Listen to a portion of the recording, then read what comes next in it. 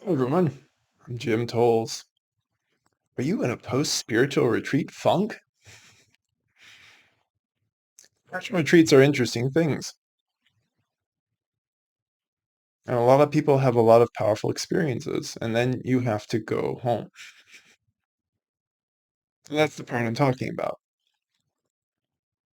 And there'll be kind of two big buckets, but there'll be some other things I mention along the way of wanting to have that experience continue, or coming out of it and having all this stuff coming up with you that you don't know what to do as you go back into your daily life. So let's talk a little bit about the post-spiritual retreat funk.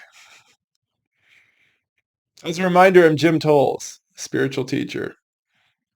Blog regularly at spiritualawakeningprocess.com.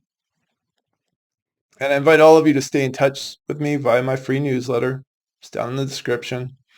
Social media is not reliable, people. So if you want to stay in touch, please sign up for the newsletter. I share more thoughts. I do online classes. I have committed communities, some of which have been together for almost 2 years now. Community work is a little bit newer, but it's something I'm very passionate about. And I also do one-on-one work. Again, sign up for my newsletter if you want to hear more about these.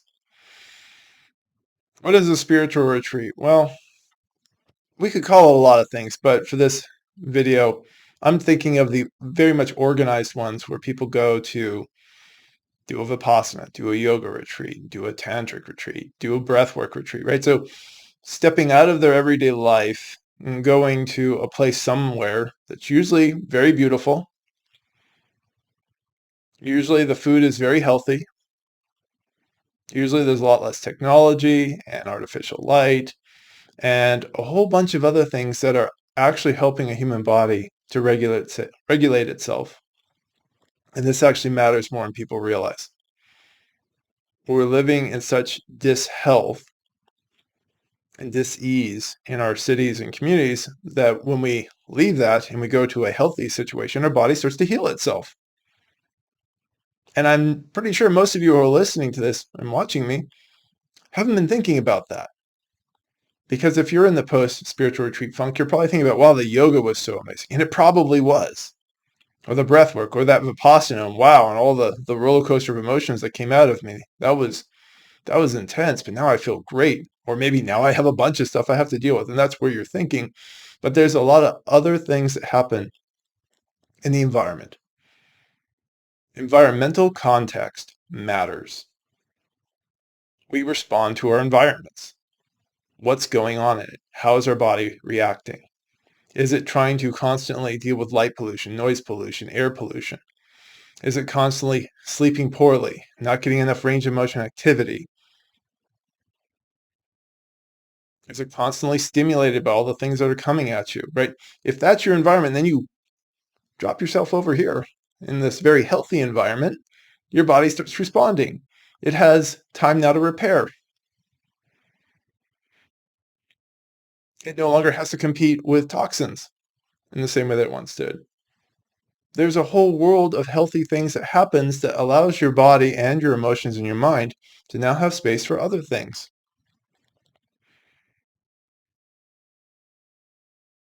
Along with that, there's often a detox phase, whether it's from poor eating or some of these other toxins, but also just emotionally. It's like now that the body's being cared for better, there's space for old emotions and deeper traumas.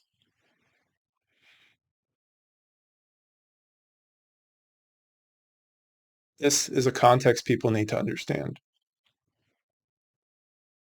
It starts to become more interesting to ask, how much is the rest of the retreat really doing compared to just being healthy? Because again, a lot of these retreat centers that people are going to are very, very healthy.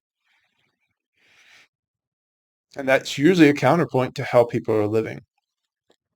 And I bring this up because so many people are trying to blind themselves to the fact that their regular everyday lifestyle is sickening. We have all the statistics, the cancers, the heart disease, and all these things that we don't know where they're coming from. Yes, we know where they're coming from. They're coming from our lifestyle. We just don't want to know. And this is the nature of the ego.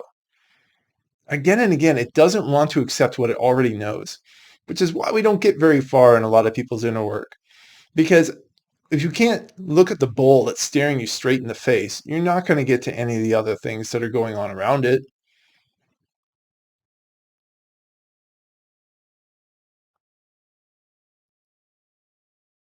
Those of you who have the financial means and you've done this, or you found some innovative way to work trade, because some of the places do these things.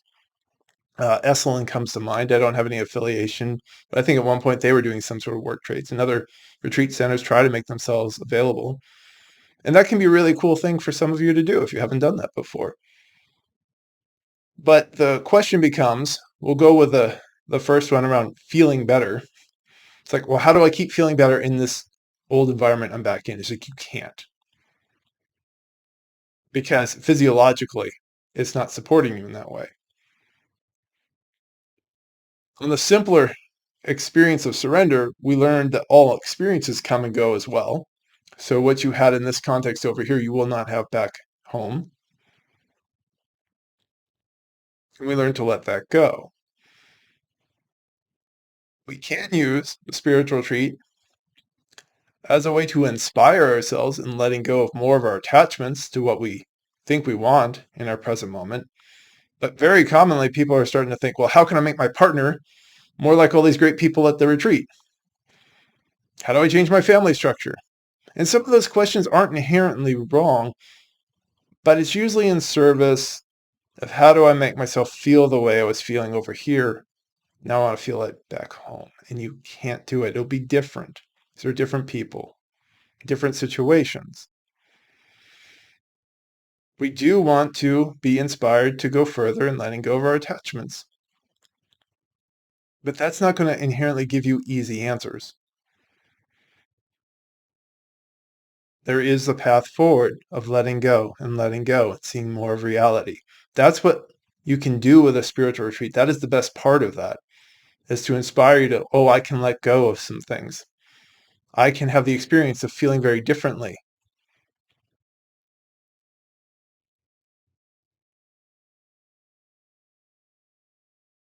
Let's talk about the people who just discovered they had way more pain than they realized. They're usually the ones less likely to want to do the retreat thing. That they come home and they want to like bury it back down again. Or maybe they got a little bit of a respite, but now that the pain and trauma is coming up again, because sometimes you're going to go through waves where you're detoxing at the start of the retreat, you're feeling good, then it starts to come up, and you start to go through this wave, and depending on where you are, depending on how you're feeling in your post-retreat funk.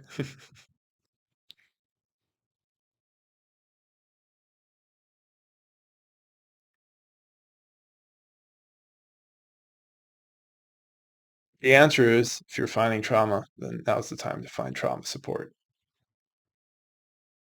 Or if you're finding a new layer, to share that back with your therapist and your healing supports.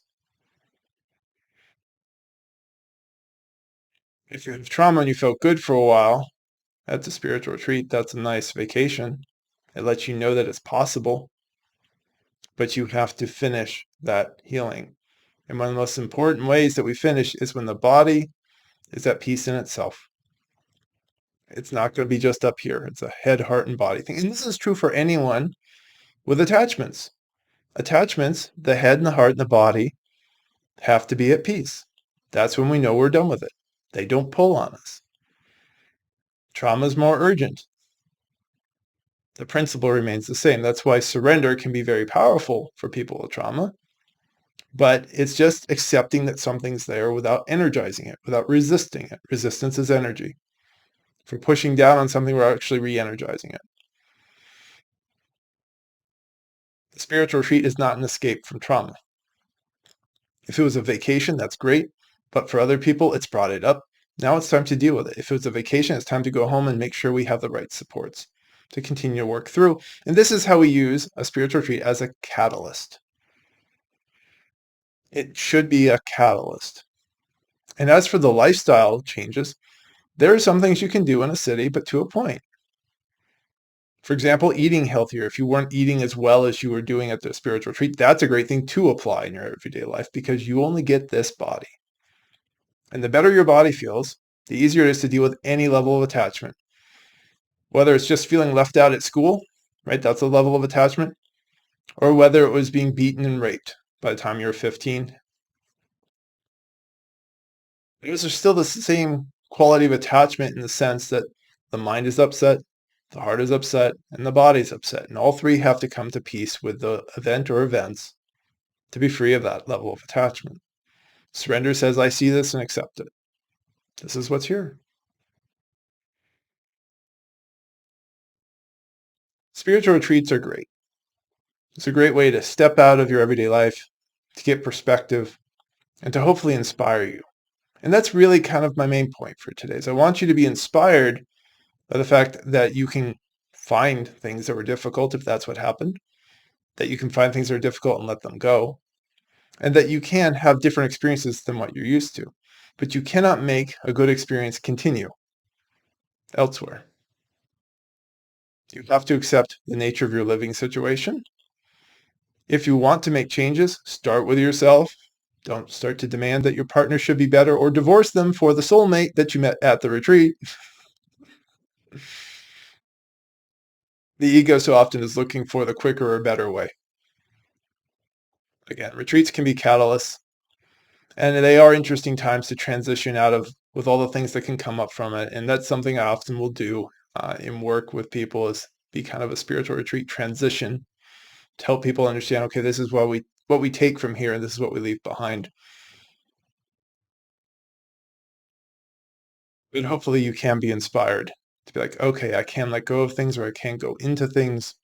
I'm going to continue that work in my life, not try to fix my life, but to continue that inner work so that I can be free.